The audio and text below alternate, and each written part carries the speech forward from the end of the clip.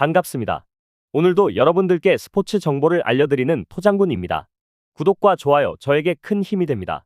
구독과 좋아요 알림 설정 한 번씩 눌러주시면 더욱더 세부적인 정보로 보답해드리겠습니다. 최종 조합픽은 영상 댓글에 기재해두었습니다. 이어서 경기 분석을 시작하도록 하겠습니다. 세리에 A 첫 번째 경기 분석. 베네치아 대 FC 엠폴리. 베네치아 이탈리아 현재 일부 19위입니다. 베네치아는 칼리아리전에서 승리를 기록했지만 직전 나폴리 원정에서는 0대1로 패하며 연속된 반등에 실패했습니다. 나폴리전에서는 수비가 안정적이었으나 공격에서 창의성과 속도가 부족했다. 오리스타니오와 예보아가 활발히 움직였지만 결정력을 발휘하지 못했다. 이번 경기는 3-4-3 포메이션으로 중원을 장악하려는 전략이 예상되며 부시오와 오리스타니오가 공격 전개의 핵심이 될 전망이다. 다만 알프레드 덩컨의 결장은 중원에서의 조직력에 영향을 줄 가능성이 크다. 엠폴리 이탈리아 현재 일부 12위입니다. 엠폴리는 제노아전에서 1대2로 패하며 3연패 늪에 빠졌습니다. 초반에는 대등한 경기를 펼쳤으나 후반 수비 집중력이 급격히 약화되었습니다. 에스포지토와 콜롬보가 부진하며 득점력이 떨어지고 있습니다. 3-4-2-1 포메이션으로 안정적인 수비를 기반으로 역습을 시도할 것으로 보이며 그라시가 중원의 핵심 역할을 맡습니다. 그러나 하스와 에브에히의 결장은 수비와 중원의 조직력을 약화시키며 공격 전개에도 부정적인 영향을 미칠 가능성이 있습니다. 양팀 모두 공격력이 부진하고 수비에서 약점이 있는 상황이다. 그러나 베네치아는 홈 경기에 이점을 가지고 있으며 수비 안정감이 상대적으로 더 나아 보인다. 엠폴리는 득점력 부재와 후반 집중력 약화로 인해 베네치아의 공격을 막아내기 쉽지 않아 보입니다. 베네치아의 신승 가능성이 높습니다. EPL 두 번째 경기 분석. 토트넘 호스퍼 대 뉴캐슬 유나이티드. 토트넘 잉글랜드 현재 일부 11위입니다. 울버햄턴과의 2대2 무승부에서 수비 문제를 드러냈습니다. 손흥민과 쿨루셉스키가 공격을 이끌었지만 수비진의 공백으로 조직력이 약화되었습니다. 특히 로메로와 반 더벤의 결장은 수비의 중심을 흔들었으며 비카리오의 부재로 포스터가 출전했으나 안정감을 제공하지 못했습니다. 이번 경기에서도 수비 라인과 골키퍼의 결장이 이어지며 뉴캐슬의 강공을 막기 어려울 것으로 보입니다. 뉴캐슬 잉글랜드 현재 일부 5위입니다. 맨유를 상대로 2대0 승리를 거두며 5연승을 이어갔습니다. 이삭과 조엘린톤의 조합이 공격을 주도하며 강한 전방 압박과 기마랑이스의 창의적인 패스가 경기를 지배했습니다. 수비에서는 번과 리브라멘토가 안정감을 보여줬지만 포프와 보트만의 부재는 잠재적 리스크입니다. 그러나 뉴캐슬의 대체 자원들이 충분히 공백을 메울 수준임을 증명하고 있어 큰 문제가 되지는 않을 전망입니다. 토트넘은 공격진이 강점이지만 수비진의 대규모 결장으로 뉴캐슬의 강한 압박과 공격 전환에 대응하기 어렵습니다. 뉴캐슬은 상승세를 타고 있으며 수비 공백에도 불구하고 조직력을 유지하고 있습니다. 뉴캐슬 승리가 유력하며 다득점 경기가 예상됩니다. 리그앙 세 번째 경기 분석. 니스 대 스타드렌. 니스 프랑스 현재 일부 6위입니다. 니스는 최근 5경기에서 1승 2무 2패로 부진하며 유로파리그와 리그 병행으로 체력적인 부담이 가중된 상태입니다. 라보르드가 최전방에서 분전 중이지만 측면과 중원의 지원 부족이 득점력 저하로 이어지고 있습니다. 수비진에서는 다수의 핵심 자원 부상으로 후방 조직력이 크게 약화된 상태입니다. 단테와 은다이시미의 결장이 치명적이며 이는 렌의 강력한 공격진을 상대하는 데 있어 큰 약점이 될 것입니다. 렌 프랑스 현재 일부 12위입니다. 렌은 최근 5경기에서 3승 2패로 기복 있는 경기력을 보였으나 공격력은 리그 상위권 수준입니다. 칼리무엔도와 블라스의 조합은 빠르고 날카로운 공격 전개를 보여주며 최근 컵 대회에서도 대승을 기록하며 상승세를 이어가고 있습니다. 세이두의 결장이 수비에 일부 영향을 줄 수 있지만 중원의 마츠시와와 제임스가 안정감을 유지하고 있습니다. 렌의 강력한 공격진은 니스의 약화된 수비를 압도할 가능성이 높습니다. 니스는 홈 이점을 활용하겠지만 부상 공백과 조직력 부족이 뚜렷해 렌을 상대로 주도권을 잡기는 어려워 보입니다. 렌의 공격력이 한 골 차 승리를 가져올 것으로 예상됩니다. 라리가 네 번째 경기 분석. 발렌시아 대 레알 마드리드. 발렌시아 스페인 일부 19위. 발렌시아는 4-4-2 포메이션을 기반으로 홈 경기에서 강점을 보이려 하지만 최근 알라베스와의 경기 2대2 무에서 드러난 수비 불안이 문제입니다. 부상과 징계로 인해 스쿼드가 약화된 상황에서 레알 마드리드를 상대하기에는 역부족으로 보입니다. 드로는 공격의 핵심이지만 지원 부족으로 결정력에 한계가 있습니다. 가야와 디아카비의 결장으로 수비 측면과 중앙에서 약점이 드러날 가능성이 크며 미드필드도 페펠로의 공백으로 빌드업이 원활하지 않을 전망입니다. 레알 마드리드 스페인 현재 일부 2위입니다. 레알 마드리드는 4-3-3 포메이션을 통해 강력한 공격력을 선보이며 최근 세비야전 4대2 승에서도 뛰어난 경기력을 보여줬습니다. 벨링엄과 은바페를 중심으로 한 공격진은 발렌시아의 수비 약점을 효과적으로 공략할 것으로 보입니다.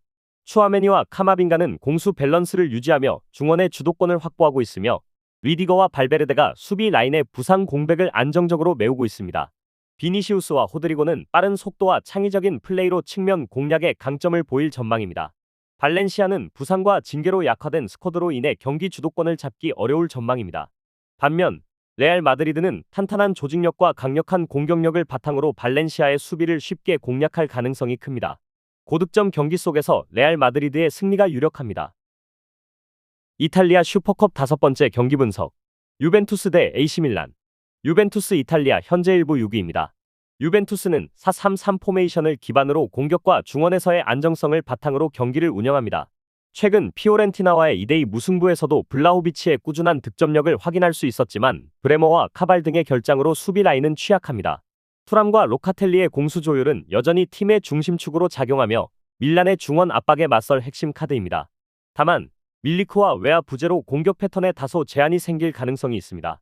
AC 밀란 이탈리아 현재 1부 8위입니다. AC 밀란은 콘세이상 감독 부임 후 첫 경기를 앞두고 있으며 조직적인 변화를 기대할 수 있습니다. 그러나 레앙, 플리시치, 추쿠에제 등 핵심 공격수의 결장은 공격 다양성을 제한하고 있습니다. 에이브라함과 모라타가 득점에서 중심적인 역할을 맡아야 하며 포파나의 중원 장악력과 레인더스의 전진 패스가 승부의 변수가 될 전망입니다. 수비진에서도 플로렌지의 부재가 측면 수비에 영향을 미칠 수 있습니다.